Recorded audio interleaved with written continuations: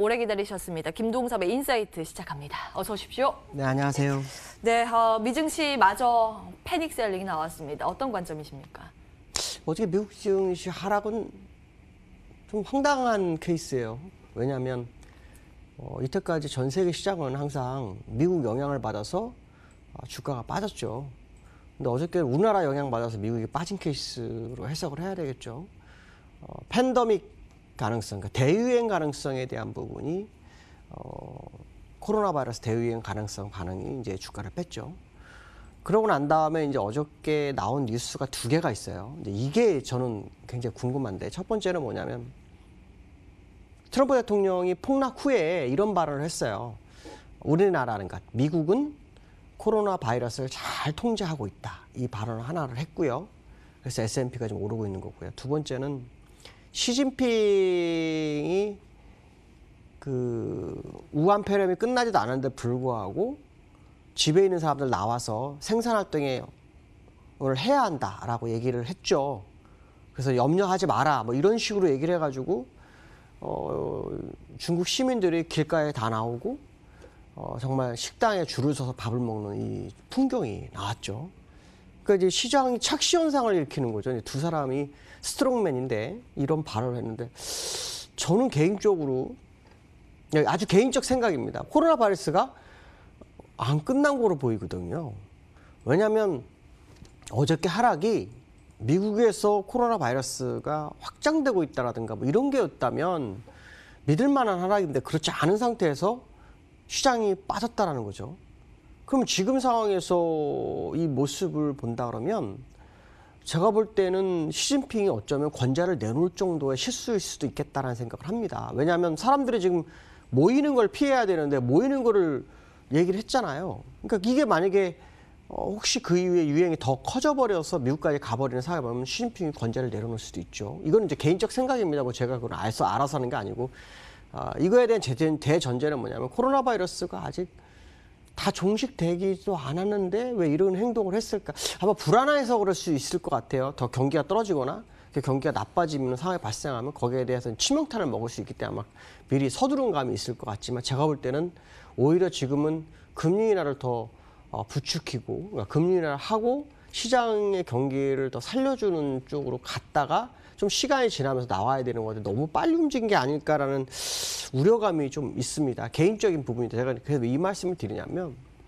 미국이 지난번에 하락됐던 부분이잖아요. 이 부분을 한 방에 그냥 조정을 줬어요. 조정을 줬는데 이 조정이 미국 내에서는 아직 아무 어떤 반응이 안 나오고 있는 상태에서 오히려 우리나라에 영향을 받아서 빠졌다는 거죠. 그 얘기는 무슨 말이냐면 미국을 이끌어왔던 누군가의 세력들이 이탈을 시작한 거일 수도 있겠다는 생각을 개인적으로 하는 거죠.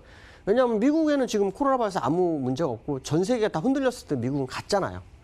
근데 아직도 그러한 뉴스가 없는데 불구하고 미국이 어저께 과민 반응을 보였다라는 거는 지금까지 여기를 끌었던 누군가의 세력은 이탈을 한 게 아닐까에 대한 의문점을 갖는 거죠. 그러니까 코로나 바이러스가 실제로 하락의 트리거를 준 거로 해석이 될 수도 있겠다는 생각을 합니다. 물론 하루나 이틀 정도 더 길게는 일주일 정도 지켜봐야 될 미국장이지만 미국장이죠. 왜냐하면 오랫동안 끌어왔기 때문에. 근데 만약에 제가 지금 말한 게 맞다면 지금 우리나라 반등은 매도의 관점일 수도 있겠다라는 생각에 불현듯 확 들었어요. 제가 이 방송하기 전에 이제 생각을 많이 해봤거든요. 그래서 어저께 하락은 사실 미국하고는 아무 상관이 없었고, 그 전에 중국에 문제가 있을 때도 그렇게까지는 안 뺐는데 갑자기 3.5%를 뺐거든요. 그래서 저거에 대한 의문점이 굉장히 이제 많은 상황이다라고 판단한다면 이 부분 한번 감안해서 미국장을 좀 지켜볼 필요성이 있겠다라고 말씀드릴 수 있고요. 두 번째는 한국은행 27일 날 금통위가 있죠. 그래서 시장에서 이제 금리나 기대감이 그냥 모락모락 나오거든요. 근데 예전의 모습을 보면 추경하고 같이 두 개가 이렇게 재정정책에 같이 부딪히면 한국은행이 발을 빼는 경향이 있었거든요. 그러니까 이게 이제 금리를 할지 메르스를 할지 안 할지에 대해서는 사실 저도 잘 모르겠어요.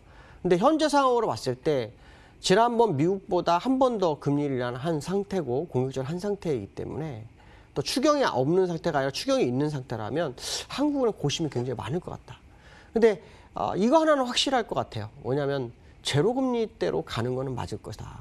그러니까 이번에 하든 뭐 한 달 뒤에 하든 하긴 할 것 같다라는 부분이 제가 보는 관점이죠. 근데 사실은 금리 인하를 해놓고 시장 반영을 제대로 못한 한국은행이었기 때문에 금리 인하를 통해서 시장을 얼마나 견인할지에 대해서는 사실 궁금증이 굉장히 많다라고 말씀드릴 수 있고요.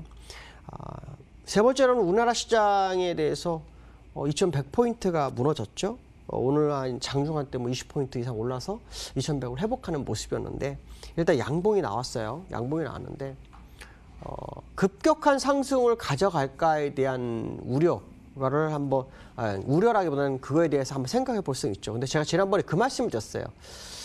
20주선 쌍봉, 21선 쌍봉 혹시 기억나시는지 모르겠는데 그 이후로 그냥 곤두박이셨잖아요. 근데 이 후행 스팬의 현재 위치에서 급격하게 올라올 수 있는 공간이 없어요. 사실은 올라와도 또 맞아요. 그러니까 현재 상태로 봤을 때는 급격하게 올라 맞이기 때문에 차라리 이 정도 수준의 옆으로 가는 게 최선일 것이다. 그게 적어도 2주는 가는 게 더 좋다라는 거죠. 자, 그 얘기 무슨 말이냐면 결론적으로 3월 초순이 지나서 7일이 지나서 그 이후의 방향성을 보는 게 더 현명한 전략일 수 있겠다라는 부분이죠. 물론 개파락이 있어서 되게 갭을 메워줄 거에 대한 기대감이 있을 수 있겠지만 제가 볼 때는 아직도 2주 정도는 더 지켜봐야 될 것 같고 어저께 말씀드린 것처럼 미국까지 가는지도 봐야 될 것 같고 일주일 동안 저 하락이 미국의 하락이 왜 갑자기 저런 반응을 보였는지에 대한 부분도 확인해야 될 것 같다라고 말씀드릴 수 있을 것 같습니다. 오늘 여기까지 하겠습니다. 감사합니다. 네, 오늘은 일단 시장은 반등에 나서주고 있습니다만 여전히 외국계 순매도가 유가증권 시장에서 포착이 되고 있어서요. 외국계의 매수와 매도 포지션이 어떻게 좀 변화하는지 계속 지켜봐야 할 현재 구간이라고 판단이 되고 있습니다. 뭐 공포감 있는 낙관은 둘 다 경계를 해야겠지만 냉정한 관점에서 시장의 대응 전략은 필요한 오늘이지 않을까 싶은데요. MTN과 함께 좋은 전략 챙겨가시기 바랍니다. 오늘 함께해 주신 여러분 고맙습니다.